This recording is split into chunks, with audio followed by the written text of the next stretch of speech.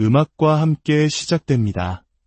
잔잔하면서도 깊은 울림을 주는 첼로 선율. 여러분, 혹시 이런 경험 있으신가요? 생전 처음 보는 사람들과 어깨를 나란히 하고 하나의 공을 향해 함께 소리치고 함께 울고 웃었던 기억 말입니다.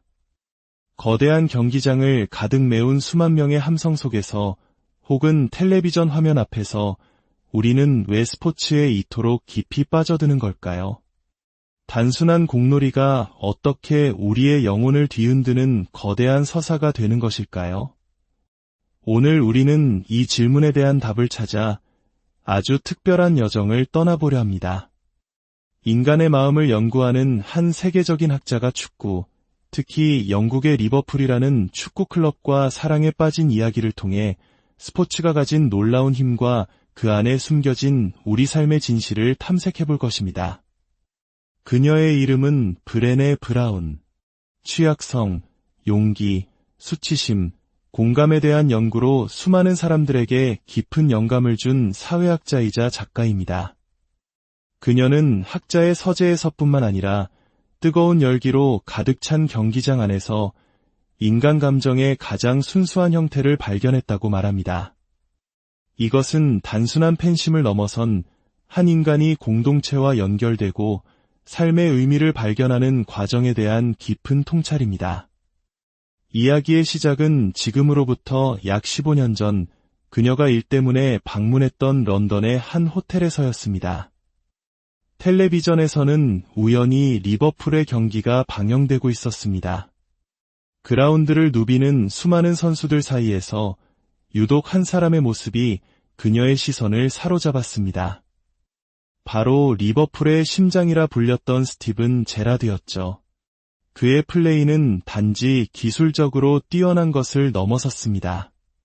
경기장 전체를 꿰뚫어보는 듯한 시야, 팀이 이길 때는 모든 공을 동료에게 돌리고 질 때는 모든 책임을 자신에게 돌리는 그 모습에서 그녀는 자신이 연구해온 진정한 리더십의 모습을 발견했습니다.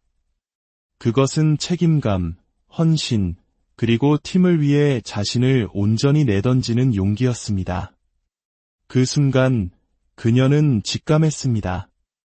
아, 이 팀이 바로 내 팀이구나. 하지만 이 사랑의 시작은 그리 순탄하지만은 않았습니다. 다음 날 호텔 로비에서 만난 한 노신사는 그녀가 리버풀의 팬이 되었다는 말에 마치 셰익스피어 비극의 주인공처럼 침통한 표정을 지으며 말했습니다. 만약 당신의 할아버지 혹은 그 할아버지의 할아버지가 그 엠블럼의 무게를 당신 발 앞에 내려놓았다면 이해할 수 있소. 하지만 수많은 팀 중에 스스로 그 팀을 선택한 것은 내가 감히 이해할 수 없는 당신의 성품을 말해주는구려. 그리고는 경멸의 눈빛을 남긴 채 홀연히 사라져버렸습니다. 텍사스로 돌아온 후에도 비슷한 경험은 계속되었습니다. 동네에서 새로 산 리버풀 야구 모자를 쓰고 걷고 있는데 이웃집 남자가 마당에서 그녀를 보더니 대뜸 소리쳤습니다. 이봐요, 이 멍청이. 그녀는 너무나 놀라 무슨 일이냐고 물었죠. 그는 믿을 수 없다는 듯 말했습니다. 어쩌다 그런 끔찍한 모자를 쓰게 된 겁니까? 이상한 일이었죠. 다른 팀을 응원한다는 이유만으로 처음 보는 사람에게 저주에 가까운 말을 듣고 이웃에게는 비난을 받다니. 하지만 이런 격렬한 반응들은 오히려 그녀의 마음에 불을 지폈습니다. 이건 그냥 스포츠가 아니구나. 여기에는 훨씬 더 깊고 복잡한 무언가가 있구나. 그녀는 리버풀이라는 팀에 대해 그리고 그들을 사랑하는 사람들에 대해 더 깊이 파고들기 시작했습니다. 그 과정에서 그녀는 2005년 이스탄불에서 열렸던 전설적인 챔피언스 리그 결승전 영상을 보게 됩니다. AC 밀란에게 3대 0으로 뒤지던 절망적인 상황.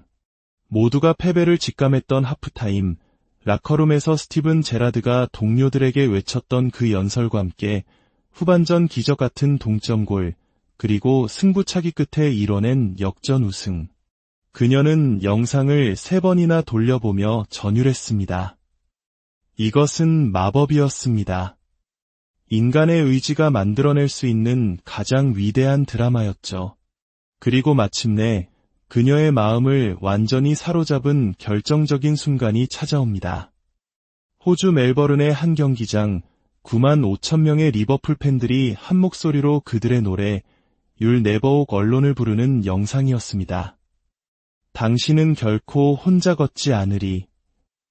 그 단순한 가사가 수만 명의 목소리를 통해 경기장에 울려 퍼지는 순간 그녀는 눈물을 흘렸습니다. 그것은 단순한 응원가가 아니었습니다. 삶의 폭풍 속에서 길을 잃었을 때 희망을 잃지 말라는 우리는 언제나 함께라는 약속이자 신념이었습니다. 프랑스의 사회학자 에밀 디르켐은 집단적 열광이라는 개념을 이야기했습니다.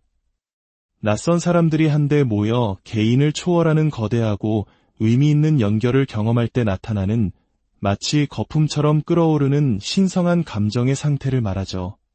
그는 주로 종교의식에서 이런 현상을 목격했습니다. 하지만 오늘날 우리는 경기장에서 그와 같은 경험을 합니다. 우리 대한민국 국민들이 2002년 월드컵 때 시청 앞 광장을 가득 메우고 한민국을 외치던 그 순간을 기억하시나요? 우리는 서로의 이름도 직업도 몰랐지만 우리라는 이름 아래 하나가 되었습니다. 그것이 바로 집단적 열광의 힘입니다. 스포츠는 종교가 아니지만 인간에게 가장 필요한 연결과 소속감이라는 최고의 경험을 선사합니다. 우리는 신경생물학적으로 타인과 연결되도록 설계된 존재이며 그 연결이 없을 때 고통을 느낍니다. 스포츠는 그 연결에 대한 갈증을 채워주는 가장 순수한 형태의 장이 되어주는 것입니다.